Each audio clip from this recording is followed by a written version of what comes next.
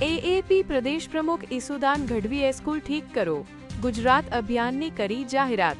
ગુજરાતના લોકો પોતાના ગામ શહેરની સ્કૂલની વિઝિટ કરી અને સ્કૂલની સમસ્યાના ફોટો વિડીયો 9512040404 નંબર પર મોકલે। ઈસુદાન ગઢવી ગુણ્યા તમારા વિસ્તારમાં આમ આદમી પાર્ટીની ટીમને બોલાવવા માંગતા હોય તો 9512040404 પર સંપર્ક કરો। ઈસુદાન ગઢવી ગુણ્યા આવતીકાલથી ગુજરાતના તમામ જિલ્લાઓ સ્કૂલ ઠીક કરો ગુજરાત અભિયાન શરૂ થશે। ઈસુદાન ગઢવી ઇનિયા ગુણ્યા નીતિ આયોગના રિપોર્ટ પ્રમાણે પંજાબની એએપી સરકારના શાસનમાં પંજાબ શિક્ષણમાં નંબર 1 રાજ્ય બન્યું। ઈસુદાન ગઢવી ઇનિયા ગુણ્યા નીતિ આયોગના આંકડા પ્રમાણે શિક્ષણ ક્ષેત્રે ગુજરાતની હાલત ખરાબ। ઈસુદાન ગઢવી ઉનિયા ગુણ્યા મોદી કરવાની જગ્યાએ હવે આપણે ગુજરાતી કરવાની જરૂર છે। ઈસુદાન ગઢવી ઉનિયા ગુજરાતમાં નવી સ્કૂલો શરૂ કરવાની જગ્યાએ સ્કૂલો બંધ થઈ રહી છે।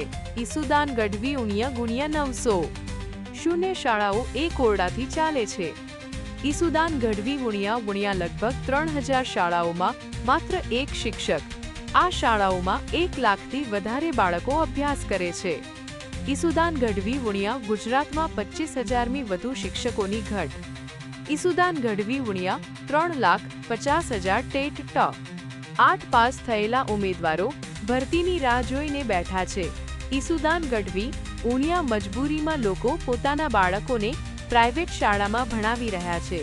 ઈસુદાન ગઢવી ઉનિયા કાયદો એવો બનવો જોઈએ કે જે સરકાર સારું શિક્ષણ ન આપે તો એના મંત્રીઓ અને મુખ્યમંત્રીને જેલ થવી જોઈએ। ઈસુદાન ગઢવી ગુણ્યા શિક્ષકોને 90થી 92 પ્રકારના કામ આપીને શિક્ષણની ગોર ખોદી નાખી। ઈસુદાન ગઢવી ગુણ્યા શાળાઓમાં બાળકો જીવાતવાળું અનાજ ખાય છે। ઈસુદાન ગઢવી ગુણ્યા હવે ગુજરાતના લોકોએ ગવું પડશે અને ગુજરાતના બાળકોના ભવિષ્ય માટે ભાજપના કાર્યકરોએ પણ આ અભિયાનમાં જોડાવવું પડશે। ઈસુદાન ગઢવી ઉનિયા ભાજપ સરકાર શિક્ષક મંડળોને ડરાવીને દબાણ કરી રહી છે અને વિપક્ષના નેતાઓ વિરુદ્ધ ફરિયાદ કરાવવામાં આવી રહી છે। ઈસુદાન ગઢવી ઉનિયા ભાજપની 30 વર્ષની પોલ ન ખુલે એટલા માટે ખોટી એફઆઈઆર કરાવી રહ્યા છે, પણ અમે ડરીશું નહીં। ઈસુદાન ગઢવી ઉનિયા જો કોઈ પણ વ્યક્તિ સ્કૂલની મુલાકાતે જાય અને તેના પર કોઈ એફઆઈઆર થાય તો એ વ્યક્તિનો કેસ સુપ્રીમ કોર્ટ સુધી આમ આદમી પાર્ટી લડશે। ઈસુદાન ગઢવી ગૌરાંગભાઈ ધનસુખભાઈ સોઢાનેડ 24 news Amreli. Daily news update માટે NEET 24 ને સબસ્ક્રાઇબ કરો।